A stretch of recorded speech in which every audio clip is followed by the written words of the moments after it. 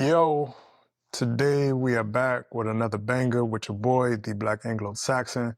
I am here today to talk about the Ward 8 election, Trayon White, how it all intersects and overlaps with national politics, the historical voting tracks of Black people throughout the nation, especially here in Ward 8, Washington, D.C.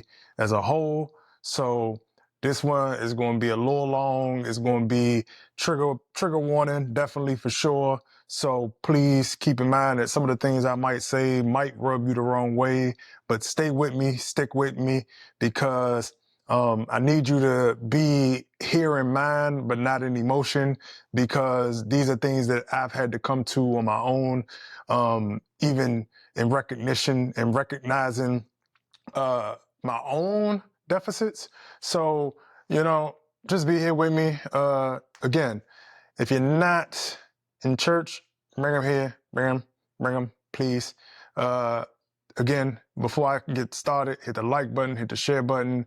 I appreciate it sincerely. Again, one of the things that I'm trying to do is be able to have these conversations and insert myself into a lot of political discourse. So if you can, please do that. It will make sense a little bit more if you stick with me throughout the video. Please watch to the end if you can, watch in sections if you can. But I'm gonna go ahead and get started, man. So the first things first, I asked the question the other day, everybody, if they thought Trayon White was more MAGA or more Obama.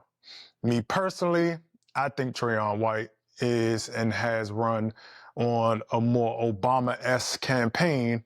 And first things first, I'm gonna start off with, I have my notes because I want to stay. Now, I want to frame this conversation. I want y'all to keep in mind that this is a conversation about campaigning and not governance. This is a conversation about critique, not hatred. As a Black man, I love Trayon White. I have no issue with him. But as a elected official, as a person who is in a public space, a public figure, this is a critique of how he is campaigning or has campaigned, not governed. Governed is a whole conversation. So please don't confuse those two. Those are two very different things.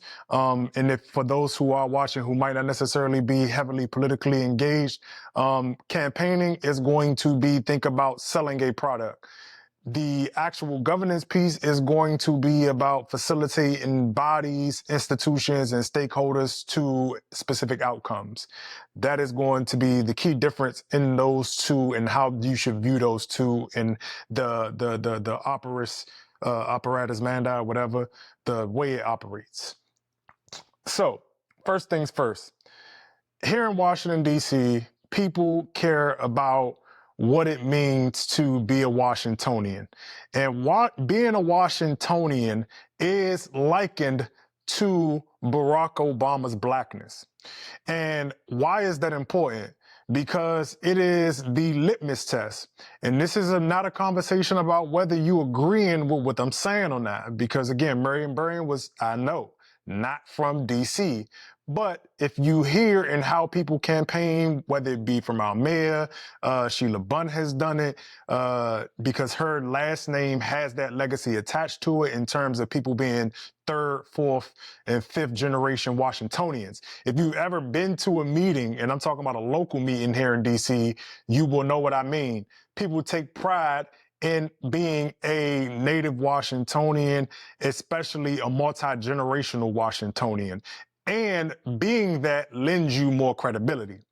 And understanding how Obama used his phenotypical representation to exploit the Black vote, I think that Trayon understands more about how to exploit that caveat in terms of running in DC politics, especially Ward 8 politics, a group that is largely underserved. And when you take that to the national political framework, Blackness being the largely underserved group, and being able to weaponize that in the same way is why I put him more in terms of that Barack Obama ilk, especially when we talk about what his rhetorical speech leans towards.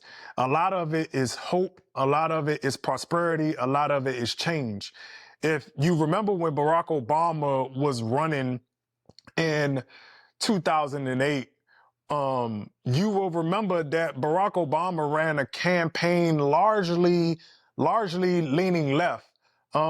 He championed a lot of things, one payer healthcare system, a lot of different things that typically would not necessarily be of his rhetorical speech now when it comes to how he has governed, which was more, I would say, center right.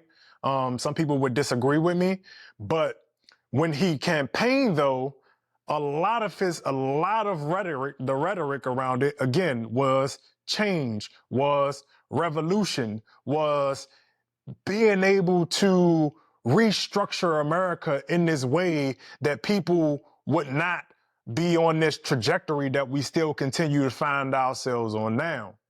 And Trayon has a lot of elements in that, especially in how he frames himself against the elites. And the reason why I don't think it's accurate to frame him as a Trumper, whether or not he likes him or not, because I've been given that feedback that he respects Trump in that way. But I'm not here to say whether or not he does, because I personally believe that Barack Obama and Donald Trump, especially as it pertains to how they campaign, have a lot of similarities. But when it comes to that piece, I think that is going to be very, very, very big in terms of leaning over towards the element of being a more Barack Obama-esque campaigner. And especially also keep in mind, he's a Democrat.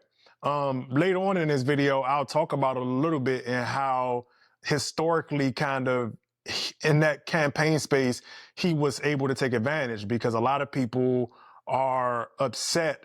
And I think the lack of willingness to be able to have certain conversations in full earnest does not necessarily allow for our ward as well as Black people to critique how somebody may have voted for Trayon or Donald Trump or not at all. And I'm gonna get into that. And that's going to be the trigger part, because I want y'all to, again, be here with me in mind, not in emotion, because there's a lot of accountability that has to go around in terms of how people vote and how people's ignorance can be weaponized against them. And ignorance, not in the term that you are stupid, but the lack thereof of understanding what it actually means to be.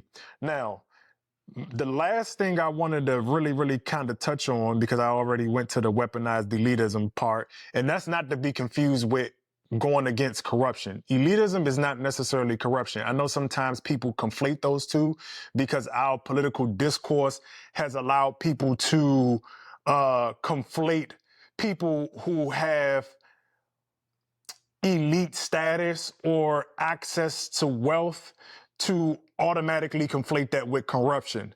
I typically don't want to do that, even though I understand how people can come to that, which is fair. I get it. I understand it 100% completely in terms of how capitalism and how we are here and how a person can conflate those two in terms of a person having massive amounts of wealth and what it took to actually get there and what it is they had to weaponize in terms of the supply chains, et cetera, to be able to call out and make a person corrupt for their level of wealth. But those two things are not the same thing. I think it is behoove of us that we can conflate, but also be able to, when we're approaching these discussions, keep certain things compartmentalized for the sake of intellectual integrity, right? Stay with me. Biden, keep him in the basement tactic. Now, I said that that was an Obama thing because if y'all remember when Joe Biden ran, they're in the Democratic Party. For you all who may not necessarily be up close on it or care for partisan politics, I am a registered Democrat. I know y'all think it sounds crazy, even though I also too at moments big up Trump in terms of how he kind of wields power, etc. But I am a registered Democrat. I do have my DNC membership card. I have worked for all Democrats. I have been a staffer for all Democrats, and I live in a heavily Democratic city.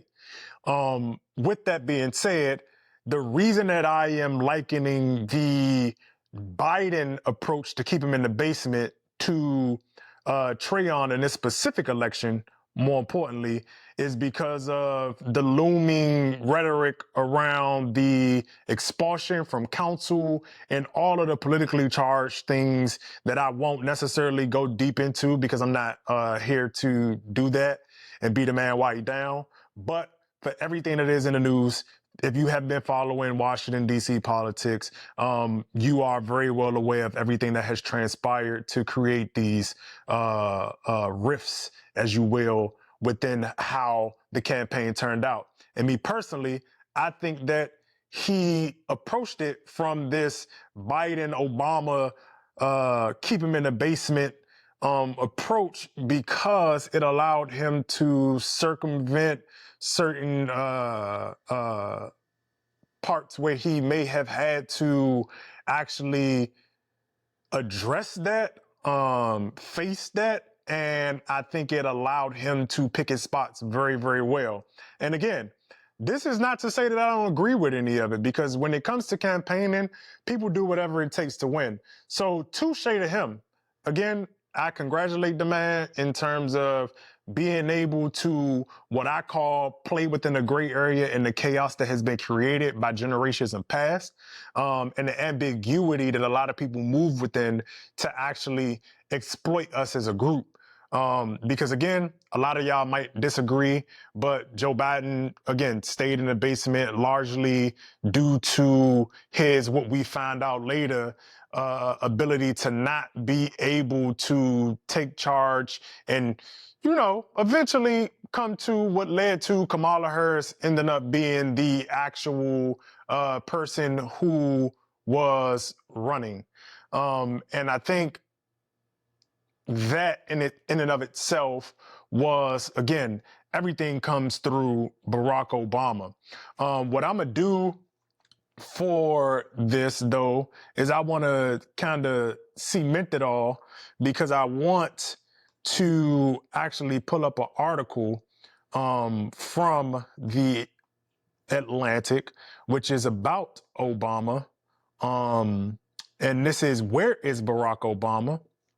Because I know everybody loves Black Jesus, and you know, playing around for for disclosure, Trayon has probably reached Black Jesus level. Black Jesus, again, I'm not mad at the brother, because again, a lot of things have been created because people have been exploiting the ignorance of Black people, people here in Ward 8, unfortunately, and that is an issue. So here we are. This is going to be the article, Where is Barack Obama? The Audacity of Hope. Let me pull up my highlights. Highlights and notes. Let me get here. So as y'all can see, let me pull this over. He picks his spots, which seldom involve Trump. In March, he celebrated the anniversary of Affordable Care Act, Obamacare, posted his annual NCAA basketball brackets. In April, he sent out an Easter message and mourned the death of the Pope. In May, he welcomed His Holiness, Pope Leo what is that? Well, I don't know. I don't feel like doing the math. I want to say that's 14. And sent prayers to Joe Biden following his prostate diagnosis. So I wanted to bring that into it because, again, the picking of the spots, right? And the reason why I wanted to use this article as it relates to campaigning is because it's very, very important that people understand the reason why incumbents have such a powerful advantage is because everything you do is a campaign. Every policy, every executive order, every thing you do in office is part of a continuation of campaigning. That's why they always say people who are elected, they are in constant running for office. And so I wanted to also help people understand that even after being out of the spotlight, Obama is still in selling mode. Obama is still picking and choosing his spots to be able to have influence and leverage over people, which is very important in these races because the influence is key. The influence, as y'all can see here, the NCAA brackets, being able to relate into people on that superficial level is highly, highly key. Because you can be brilliant, you can be all of those things, but nobody really cares. Because if I had $1 for how many times people said I was brilliant, I'd be rich right now. But it don't matter if you don't got power, because for as many people who have called me brilliant, haven't given me opportunities to actually gain some type of leverage to do what it is that I need to do. And again, that's no hate. It is what it is. So it says, beyond that, Obama pops in with Summer in Yearbook. Again, film recommendations, the culture, the weaponizing of the culture, which Trayon is really, really good at. And then here you have people who have worked with Obama since he left office, says that he is extremely judicious about when he weighs in. We try to preserve his voice so that when he does speak, it has impact. Ernst Schultz, a close advisor to Obama in his post-presidency, told me. So again, this is all about selling yourself, etc. Now, when it comes to Obama, again, for the people who might just be joining in, this is not a conversation about governance. This is a conversation about campaigning. He picks his spots, but think about this, right? Obama is now, or just recently went on his wife's show, Michelle Obama, to talk about black men. A lot of the spots that he has picked post-presidency has been very, very superficial. And a lot of that has been because his tenure while in office has either been very short of what he promised or very short of what he ran on. And again, that correlation being there in terms of you have a 8-year, I want to say, council member who has ran on hope and change probably every single time, but the material difference in people's lives still lack. And that is where you have the cognitive dissonance in our community where it doesn't necessarily track, right? But again, people do the same thing for Obama, but nobody critiques Obama in that way in our community. And I wanted to bring that up because in a lot of ways, it is a reason why people did opt for Trayon. Now, 75%, we had a 75% split that went anti-Trey. And again, I supported Mike because I support Mike. I'm not necessarily anti-Trey. But we had 75% of people just be anti-Trey. And then he walked up the middle because of the split votes, right? But nobody wanted to step out the race because most of us who were actually engaged in anybody who's ever been in a campaign, etc., objectively speaking, most of us knew that was going to happen.